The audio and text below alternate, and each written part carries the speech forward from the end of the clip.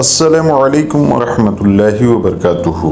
پیارے ناظرین، ترکی میں ایک نوجوان رہا کرتا تھا۔ وہ بہت ہی عیاش پرست تھا۔ ہر وقت بہت سارے نوجوان لڑکیوں میں رہا کرتا تھا اور ہر وقت زنا اور اسی طرح کی عادتوں میں ملوث تھا۔ گویا بے حیائی کی وہ سارے کام کرنے کی کوشش کیا کرتا تھا۔ ایک بار ایسا ہوا کہ اس کے پڑوس میں ایک جوڑا آ کر رہنے لگا۔ وہ دونوں میاں بیوی ایک ہی گھر میں رہا کرتے تھے اور اس کی بیوی ہر وقت نقاب کر کے رہا کرتی تھی۔ اس کے شوہر کے علاوہ اس کی بیوی کو آج تک کسی نے نہیں دیکھا تھا۔ شیطان نے اس نوجوان کو بہکایا۔ اس کو یہ خیال آیا کہ اس عورت کو دیکھا جائے، یہ دیکھنے میں کیسی لگتی ہے۔ اس لیے اس نوجوان نے اس عورت کو دیکھنے کی ترکیبیں سوچنے لگا۔ اس کو کچھ ذہن میں نہیں آ رہا تھا۔ وہ سوچنے لگا کہ ایسا کیا طریقہ اپنایا جائے کہ اس لڑکی کی شکل نظر آئے۔ کچھ دن سوچنے کے بعد اس کے ذہن میں یہ ترکیب آئی کہ یہ لوگ جو ہمارے پڑوسی ہیں، میں ان کے دیوار میں ایک سوراخ کر دیتا ہوں جس میں سے اس عورت کو دیکھ سکوں، اور جب چاہوں گا عورت کا دیدار کر لوں گا۔ میرے دل میں اس عورت کو دیکھنے کی جو خواہش ہے وہ بھی پوری ہو جائے گی۔ اس طرح سے اس نے اپنے گھر کی دیوار میں سوراخ کر لیا۔ سوراخ کرنے کے بعد اس نے دوسری طرف جھانکا تو وہ ہکا بکا رہ گیا، کیونکہ اس نے اتنی حسین عورت آج تک نہیں دیکھی تھی۔ وہ عورت واقعی اتنی حسین تھی کہ اس سے عشق کیا جاتا، لہٰذا اسے دیکھتے ہی اس پر دیوانہ ہو گیا۔ اس کے ساتھ ملنے کی خواہش پوری کرنے کی کوشش کرنے لگا۔ اب وہ اس عورت کو دیکھ لیتا، کیونکہ گھر میں وہ عورت ہر وقت پردہ تو نہیں کر سکتی تھی اور اکیلے ہونے کی وجہ سے نقاب بھی نہیں کرتی تھی، اس لیے اس عورت کو دیکھتا رہتا۔ اب وہ اس کو دیکھ دیکھ کر اس کے قریب جانے کے لیے بے چین ہو رہا تھا۔ اس لیے اس نے ایسا کیا کہ وہ فقیر بن کر اس عورت کے دروازے پر گیا اور جا کر دستک دی۔ وہ عورت جو کہ اکیلی تھی، اس نے اندر سے ہی پوچھا، تم کون ہو؟ لڑکے نے کہا کہ دروازہ کھولو۔ لڑکی نے کہا کہ میں اکیلی ہوں، میرا شوہر باہر گیا ہوا ہے، لہٰذا میں ابھی دروازہ نہیں کھول سکتی۔ نوجوان نے بولا کہ میں فقیر ہوں اور کئی دنوں سے بھوکا ہوں اور میں نے کافی دن سے کچھ نہیں کھایا اور نہ ہی مجھے کوئی جاننے والا ہے، اس لیے تم ایسا کرو کہ مجھے کچھ کھانے کو دے دو، اگر تمہارے پاس کچھ موجود ہے۔ تو اس لڑکی کو اس نوجوان پر ترس آ گیا اور وہ کچھ کھانا لے کر دروازے پر آئی اور دروازہ کھول کر اندر سے ہاتھ بڑھا کر وہ کھانا نوجوان کو دے دیا۔ نوجوان نے کھانا پکڑنے کے بجائے اس عورت کا ہاتھ پکڑ لیا۔ وہ عورت کہنے لگی کہ تم میرا ہاتھ چھوڑ دو، یہ تم کیا کر رہے ہو؟ میں نے تم پر ترس کھا کر رحم کھایا تھا اور تم یہ میرے ساتھ کیا کر رہے ہو؟ وہ نوجوان زور زور سے کہے لگانے لگا۔ لڑکی نے کہا کہ تم مجھے چھوڑ دو، میرے شوہر نے اگر مجھے ایسی حالت میں دیکھ لیا یا اس سے تمہاری اس حرکت کا پتہ چلے گا تو وہ مجھے نہیں چھوڑے گا۔ اس لڑکے نے کہا کہ یہ تو بہت اچھا ہو جائے گا۔ لڑکی نے کہا کہ یہاں سے چلے جاؤ۔ اس نے ہاتھ کھینچ کر دروازہ بند کر دیا، لیکن اس نوجوان کے ہنسنے کی آواز آ رہی تھی۔ لڑکی نے اندر آ کر نماز پڑھنا شروع کر دیا۔ تبھی اس کی نظر دیوار پر پڑی تو اس کو ایک سوراخ نظر آیا اور اس میں ایک آنکھ نظر آئی تو بہت پریشان ہوئی۔ یہ کون مرد ہے جو اس کو اس وقت دیکھ رہا ہے؟ اس کو بہت عجیب سا لگ رہا تھا کہ اس کو آج تک کسی غیر محرم نے نہیں دیکھا تھا۔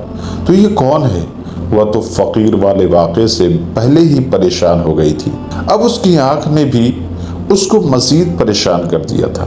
اس نے سوچا کہ اب وہ اپنے شوہر کو اس بارے میں ضرور بتائے گی، کیونکہ اپنی عزت سے زیادہ کچھ بھی عزیز نہیں۔ اس کا شوہر جب گھر آیا تو اس کو اپنی بیوی روتی ہوئی نظر آئی۔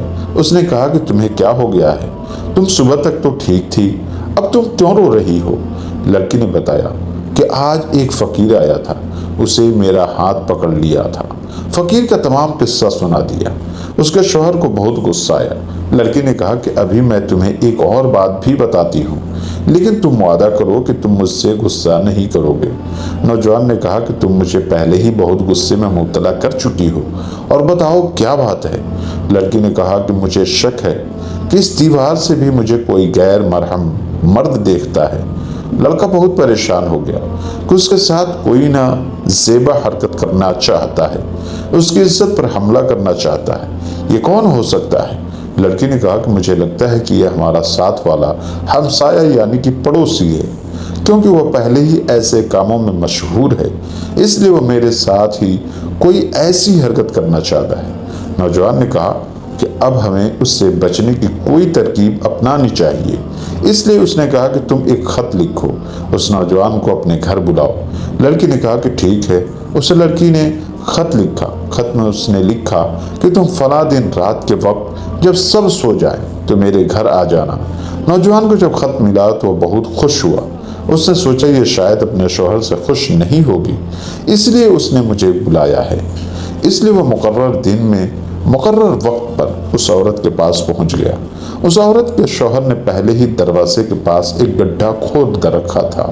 جب وہ نوجوان آیا، اس نے دستک دی۔ اس لڑکی نے دروازہ کھولا تو اس کے شوہر نے نوجوان کو اندر داخل ہوتے ہی اسے دھکا دے دیا اور اس کو گڈھے میں ڈال دیا۔ نوجوان اب اس گڈھے سے باہر نہیں نکل سکتا تھا، لہذا خاوند نے اس نوجوان کے اوپر مٹی ڈالنا شروع کر دیا۔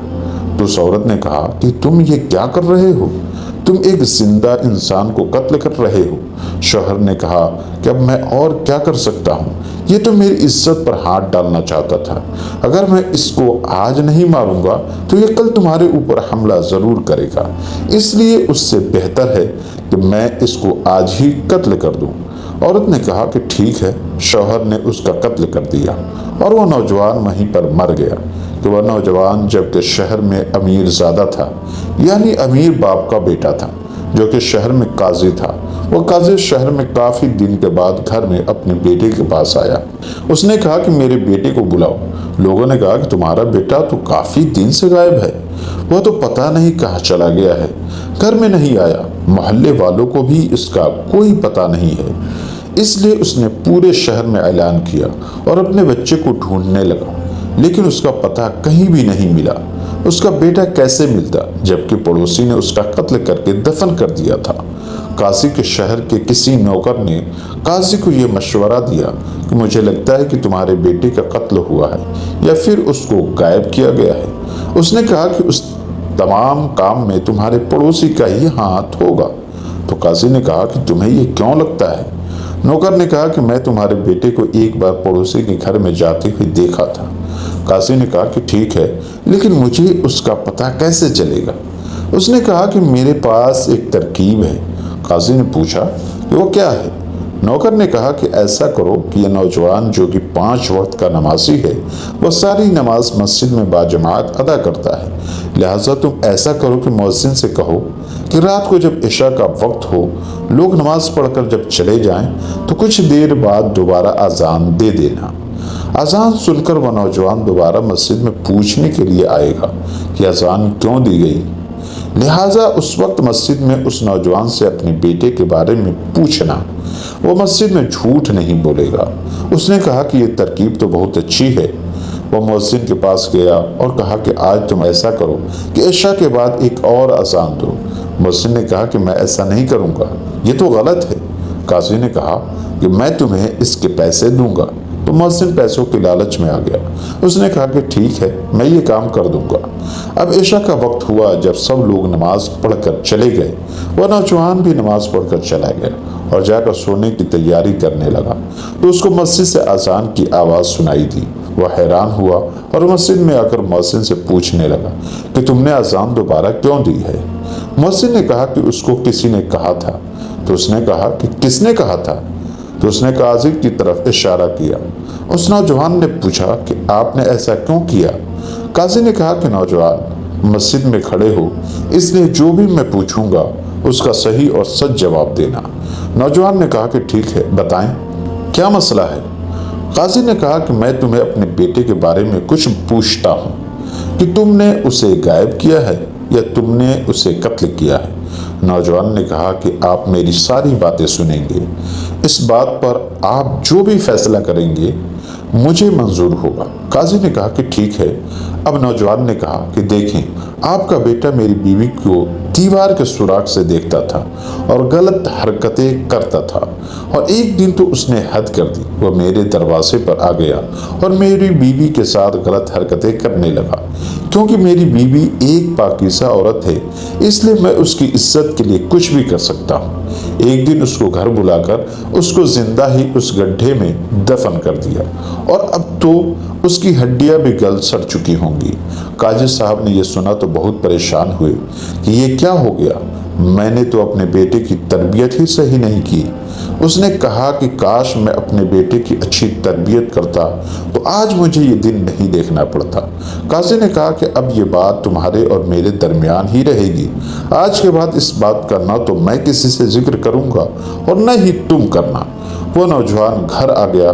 काजी को आज भी अपने बेटे की तरबियत पर पछतावा है कि काश मैंने अपने बेटे को बचपन में अच्छी तरबियत और अच्छा माहौल दिया होता तो आज मेरा बेटा मेरे साथ होता। आज की इस वीडियो में बस इतना ही। उम्मीद करता हूँ आज की ये वीडियो आपको पसंद ज़रूर आई होगी। मज़ीद वीडियो के लिए हमारे चैनल को सब्सक्राइब कर दें। अल्लाह हाफिज़।